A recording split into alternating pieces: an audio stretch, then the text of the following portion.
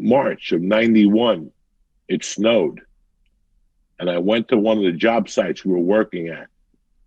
And the guys were like, bro, our fucking labor didn't show up today. And we have nobody to go get us food. Can you go get us food? And I was like, fuck yeah. There was a diner around the corner and they had green chili. I was hungry anyway. I'll go, let me go over there and get the green chili. And they had like boots and then they had like like a bar, it was an old school diner. Yeah. And when I sat at the bar, there was a Denver Post, a Rocky Mountain News, the newspaper. You know how sometimes you just take a newspaper and open it? Yeah. Well, when I just opened I remember doing that back in the day. Yeah. Like just opening it, not the first page. Yep. Just but like the open. middle, right to go right to the sports kind of thing. I did that. I opened up the paper, and in the paper, the front page I opened was an ad. Roseanne had just blown up. So the Denver comedy scene was blowing up. And there was an ad about the Denver, it wasn't an ad, it was a write-up about the Denver comedy scene and what had happened since Roseanne blew up. How many more comedians were going to, how come the club became more popular, the Denver Comedy Works. And then at the bottom it said, are you thinking of becoming a comedian? And it told you the options to do. And they had an ad for a stand-up comedy class at the University of Colorado in Boulder. It was right up the corner from my house. It was 3 Sundays. It was $38, and it was taught by a guy named Jeff Harms. I'll never forget that guy. He was a stand-up comic, and he was part of an improv troupe. Somebody got stabbed in Los Angeles. He was part of an improv. You hear if that? It's not a fire department, it's a fucking helicopter. So he got, what the fuck? He was part of an improv troupe. It was 3 Sundays from 1 to 4.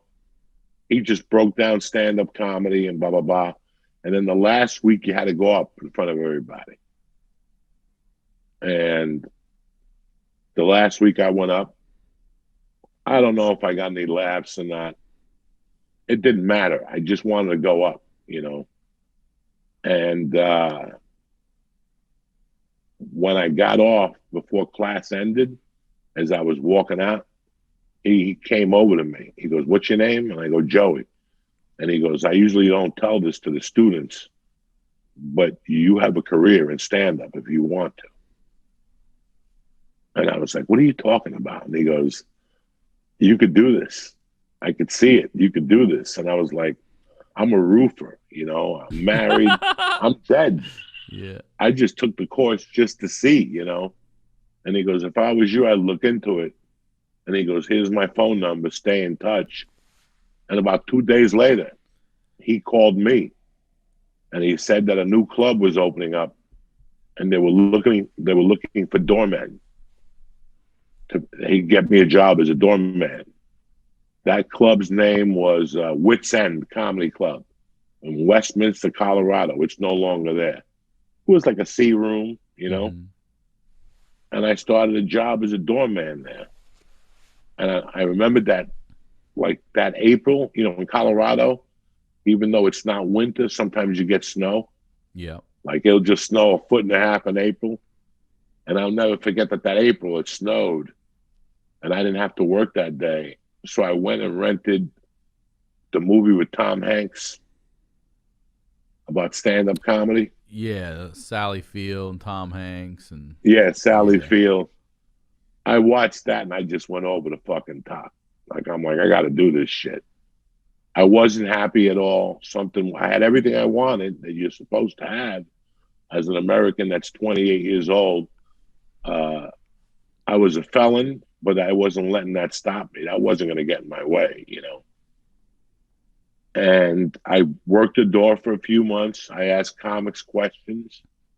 Nobody was around today. I just asked stupid questions, and I kept asking questions and asking questions. And I kept calling the Comedy Works to get on their open mic.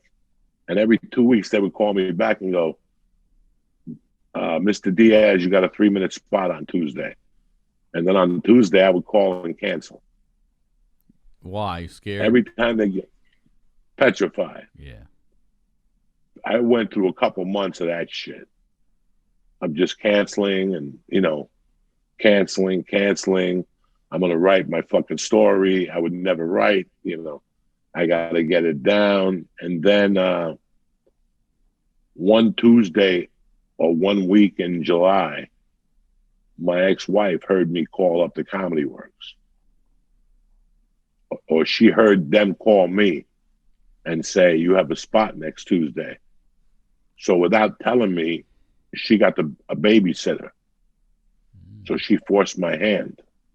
So it was July 16th, 1991. It took me 16 months to get the courage to go on fucking stage. And I remember just driving down the Comedy Works. I have no idea what I said. But I remember going up on stage.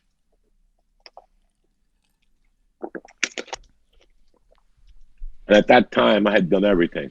I had done heroin. I had done coke. I had,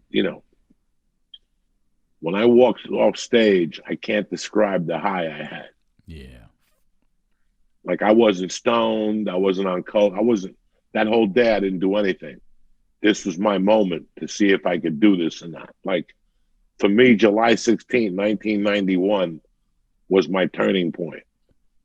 When I got off stage, the owner of the Comedy Works at the time, it was Wendy. Yeah. But it was also a guy named Ed Nichols came up to me. Ed Nichols came up to me and he goes, you got a really good stage presence. You should really stick this out.